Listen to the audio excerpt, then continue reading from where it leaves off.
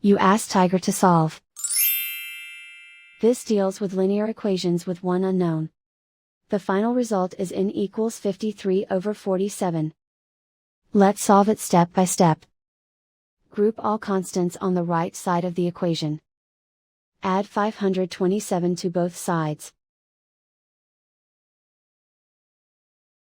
Simplify the arithmetic.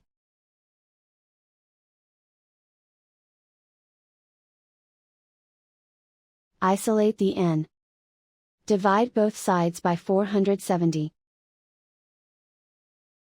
Simplify the fraction. Find the greatest common factor of the numerator and denominator.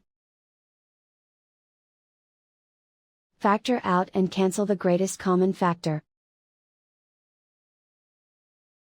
And so the final result is n equals 53/47.